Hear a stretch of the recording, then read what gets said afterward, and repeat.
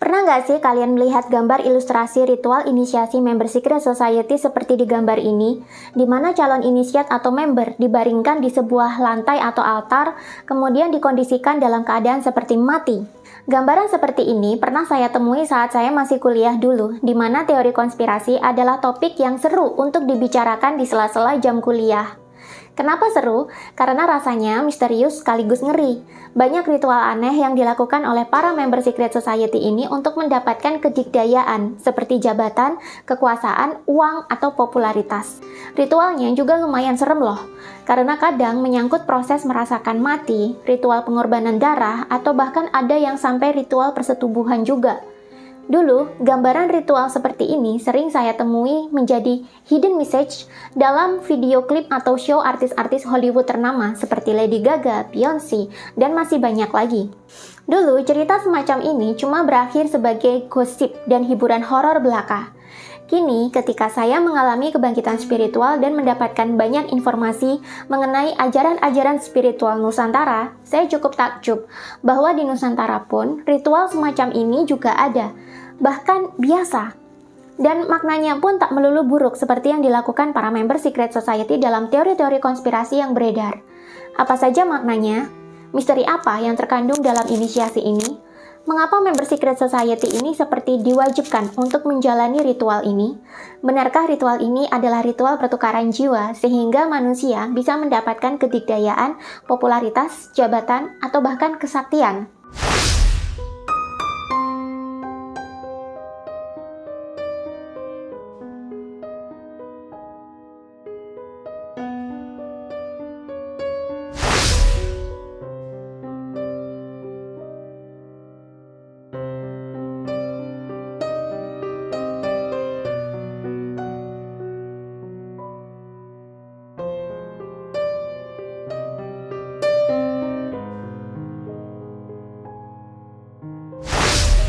Salah satu ritual yang banyak dijalani member secret society adalah ritual inisiasi, di mana dalam ritual ini, para inisiat akan dibaringkan di atas altar atau lantai, atau bahkan di dalam peti mati, untuk kemudian merasakan proses kematian dan terlahir kembali. Ritual inisiasi semacam ini sebenarnya juga banyak dilakukan oleh tokoh-tokoh agama atau filsuf terkenal. Bila teman-teman membaca buku Sejarah Dunia yang Disembunyikan, karya Jonathan Black, di situ kalian bisa menemukan banyak kisah para tokoh-tokoh agama, rasul, dan filsuf yang juga menjalani ritual ini sebelum mereka menjalankan misi keagamaan atau spiritual mereka. Sebenarnya apa sih yang terjadi selama proses ritual itu? Dan kenapa orang-orang berpengaruh di dunia kerap kedapatan pernah menjalani ritual ini? Coba kita lihat contoh tokoh-tokoh yang pernah menjalani ritual inisiasi ya. Yang pertama, ritual inisiasi Nabi Ibrahim alaihi salam. Sebagai tokoh keagamaan yang berpengaruh melahirkan agama Samawi, siapa sangka kalau Nabi Ibrahim alaihi salam ternyata juga pernah melakukan ritual inisiasi. Malah ritualnya dilakukan di Mesir. Dalam buku Sejarah Dunia yang Disembunyikan, disebutkan bahwa Nabi Ibrahim pernah mempelajari spiritual dan inisiasi dari pendeta-pendeta yang ada di Mesir. Ia pun menjalani ritual inisiasi seperti murid-murid sekolah misteri atau tarekat kebatinan Mesir kuno lainnya. Dalam ritual inisiasi ini, para calon anggota sekolah misteri akan dibaringkan di atas makam granit. Ia dikelilingi oleh para inisiat lain, dan ia akan mengalami sebuah kondisi trans. Dalam kondisi trans ini, sang calon bisa mengangkat sukmanya atau ruh atau kesadarannya untuk keluar dari tubuh fisiknya dan melayang menuju ke dimensi non-fisik. Selama proses inisiasi, tubuh calon akan kehilangan kesadarannya atau seperti mati. Tapi ia sendiri justru sadar dan mengalami fenomena-fenomena spiritual tertentu, seperti bertemu iblis yang merusak dirinya, bertemu dengan lautan cahaya, atau bertemu dengan malaikat yang memastikan bahwa sukma si calon telah suci. Ritual inisiasi ini dilakukan selama 3 hari. Setelah itu, sukma atau ruh atau kesadaran sang calon akan kembali kepada tubuh dan dia akan seperti terlahir kembali. Kesadarannya meningkat, ia bisa melihat dunia dengan cara baru yang sungguh berbeda. Di kelahiran barunya ini, dia akan merasa bahwa dunia fisik dan non-fisik itu saling terkoneksi. Ia juga jadi mendapatkan kekuatan supernatural seperti kemampuan merasakan vibrasi, penyembuhan, kemampuan nubuat, panca inderanya semakin peka, dan masih banyak lagi. Yang kedua, pengalaman inisiasi murid-murid Zarathustra. Zarathustra adalah tokoh terkenal lain yang melahirkan agama Zoroastrianisme.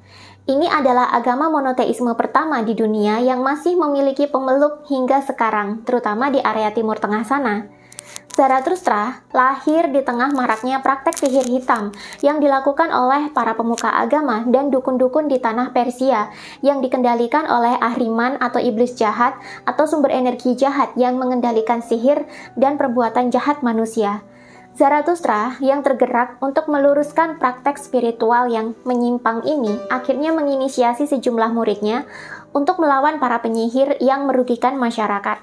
Dalam proses inisiasi ini, murid-murid Zarathustra diwajibkan untuk berpuasa selama satu periode tertentu.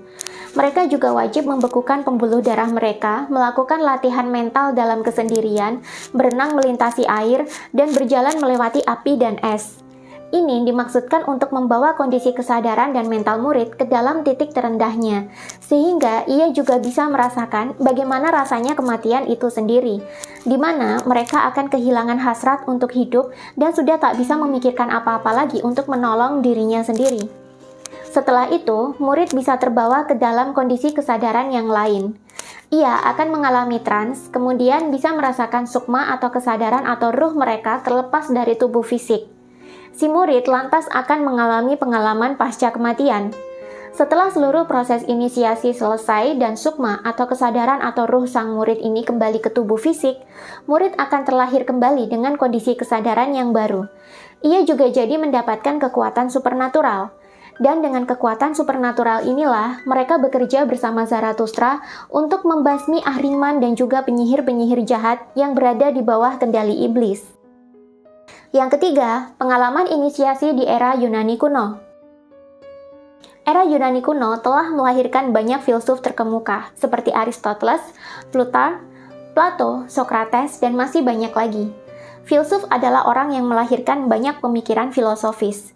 Filosofi sendiri erat kaitannya dengan teologi atau ilmu mengenai Tuhan dan juga spiritualitas. Karenanya tidak heran bila Yunani kuno pernah menjadi salah satu pusat kebatinan di Eropa di zaman klasik. Dan ritual inisiasi juga banyak dilakukan di sana oleh tokoh-tokoh filsuf terkemuka. Ada sebuah ritual inisiasi di mana seorang murid diwajibkan untuk berpuasa penuh selama 9 hari. Setelah itu, mereka akan diberi minuman yang disebut kikeon. Tentu saja, kelaparan hebat bisa membuat penderitanya ini masuk ke dalam kondisi halusinasi, di mana para murid akan mengalami ketakutan yang hebat, pengalaman yang mengerikan, atau penglihatan horor terseram yang akan menguras keberanian dan mentalitas seorang manusia, sehingga murid merasakan titik terendahnya, lalu kemudian merasakan mati. Dalam kondisi ini, sukma atau ruh murid bisa terlepas dari tubuh fisiknya dan melanglang buana ke tempat lain. Setelah selesai seluruh rangkaian inisiasi, sukma akan kembali ke dalam tubuh dan seorang murid akan terlahir kembali. Namun, pasca kelahiran barunya ini, dia jadi bisa menguasai banyak wawasan dewata. Ia memiliki kemampuan untuk mempengaruhi kejadian-kejadian. Ia memiliki kecerdasan dan kesadaran yang meningkat drastis. Serta ia jadi memiliki kemampuan supernatural. Kalau kita melihat proses ritual inisiasi di atas, ritual ini memang seperti mengkondisikan manusia agar bisa merasakan proses kematian. Dalam ritual ini, manusia akan dipaparkan pada sejumlah proses, baik melalui puasa, rangsangan halusinasi, ritual mistik mengerikan, atau konsumsi obat-obatan tertentu, di mana proses ini akan membawa manusia kepada kesakitan terparahnya, kepada ketakutan terbesarnya, dan kepada kejatuhan mental terdalamnya. Sehingga dalam waktu singkat, manusia akan merasa seperti dibawa ke dalam titik terendah dan tergelap dalam hidupnya. Sehingga akhirnya manusia seperti merasakan mati, di mana dia jadi tidak seperti hidup lagi. Saat berada dalam kondisi tergelap dan titik terendah inilah, manusia akan mengalami kondisi trans atau bentuk kesadaran yang berubah. Lantas, sukma atau ruh atau kesadaran akan keluar dari tubuh fisik dan mengalami pengalaman mistik. Kebanyakan saat sukma atau ruh telah keluar dari tubuh fisik, manusia akan mengalami pengalaman seperti dikoyak atau diserbu sejumlah iblis yang bertugas untuk mensucikan ruhnya dari segala timbunan dosa atau karma. Kadang ada juga pengalaman seperti manusia seolah-olah memasuki alam neraka, di mana di sini sukma manusia tersebut mengalami penyucian dalam neraka. Ia dibakar dan disiksa, hingga ia bisa keluar dari alam tersebut dan bertemu dengan fenomena mistik lain yang berbeda. Setelah mengalami penyucian ini, sukma manusia lantas mengalami fenomena lain. Ada yang akhirnya melihat matriks, lautan cahaya menyilaukan, melihat surga, melihat deretan malaikat yang menyambut, atau mendapati Ibu Dewi menyambut sukma yang telah menjalani penyucian itu tadi. Saat proses inisiasi selesai, barulah sukma akan kembali ke tubuh fisik dan menjadi terlahir kembali. Setelah terlahir kembali inilah seorang murid bisa memiliki kemampuan supernatural yang tak disadari sebelumnya, seperti yang pertama, panca indera menjadi lebih peka dan sensitif seiring dengan kesadaran manusia yang semakin meningkat. Yang kedua, manusia jadi memiliki kemampuan untuk melihat sesuatu yang tersembunyi atau memiliki kemampuan untuk melihat hal-hal tersembunyi di balik suatu peristiwa atau memiliki kewaskitaan atau clairvoyant. Yang ketiga, kelenjar pineal makin aktif, otomatis mata ketiga juga makin aktif. Komunikasi dengan entitas dimensi lain pun jadi lebih mudah. Yang keempat, bisa menangkap energi, vibrasi, dan frekuensi dari entitas tak bermassa atau tak kasat mata dan mengunduh informasi dari energi tersebut. Yang kelima, bisa mempraktekkan telepati. 6. Memiliki kemampuan menyembuhkan tanpa harus menyentuh. 7. Bisa merasakan vibrasi orang lain atau sekitarnya. 8. Lebih mampu dalam menerima ilham dan mendengarkan intuisi. 9. Memiliki kemampuan nubuat. 10. Memiliki pengetahuan dan kemampuan dewata atau ilahiyah. 11. Kecerdasannya meningkat, bahkan di atas kecerdasan rata-rata manusia lainnya. Sejarah mencatat, seperti yang tertulis dalam buku Sejarah Dunia yang Disembunyikan, bahwa banyak tokoh-tokoh besar dunia, terutama ilmuwan di abad Renaissance dan filsuf-filsuf Yunani kuno, ternyata mereka pernah melakukan ritual inisiasi juga di kelompok kebatinan atau secret society masing-masing.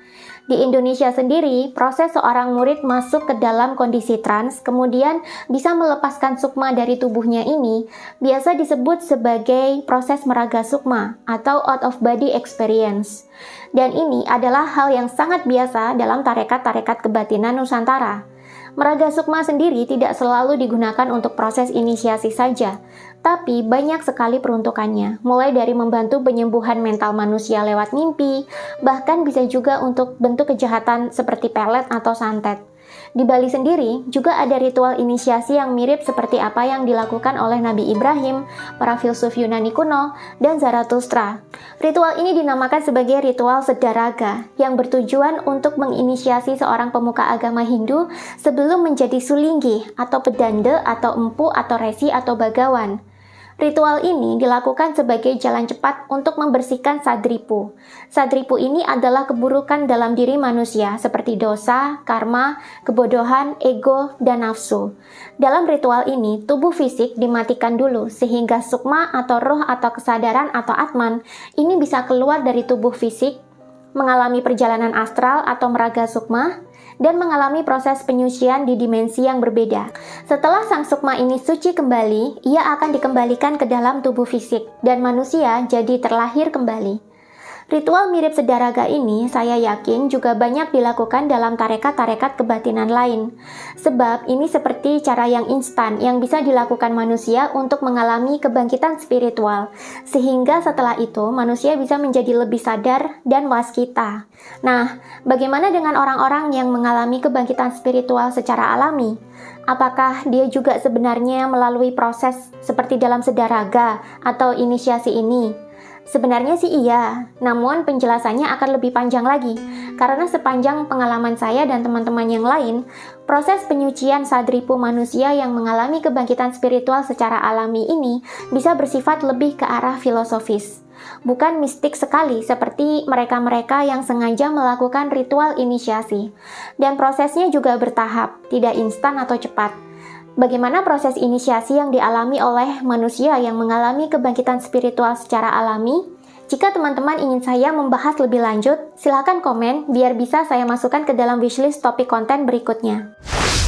Setelah aku posting vlog tentang cerita kesembuhan aku dari penyakit metafisika di YouTube, ternyata banyak yang mengalami hal serupa. Banyak yang mengalami sakit yang tidak bisa disembuhkan hanya secara medis, banyak yang merasakan depresi, dan ada juga yang mengalami kebangkitan spiritual tapi tidak tahu harus sharing dengan siapa. Dulu sampai banyak banget yang telepon minta untuk dibimbing meditasi sampai sembuh, tapi dulu guru yang membimbing aku untuk sembuh masih sibuk banget. Sekarang aku bisa meminta beliau untuk meluangkan waktu membuka sesi private healing buat kalian semua. Jadi buat kalian yang ingin konsultasi seputar healing, baik healing untuk kesembuhan fisik maupun mental, ataupun hanya perlu teman untuk konsultasi terkait spiritual, kalian bisa jadwalkan untuk membuat sesi private healing bareng guru aku langsung ya. Dan seat ini terbatas hanya untuk 3 orang saja per hari. Klik tombol atau swipe up di bawah video atau baca deskripsi video untuk informasi selengkapnya.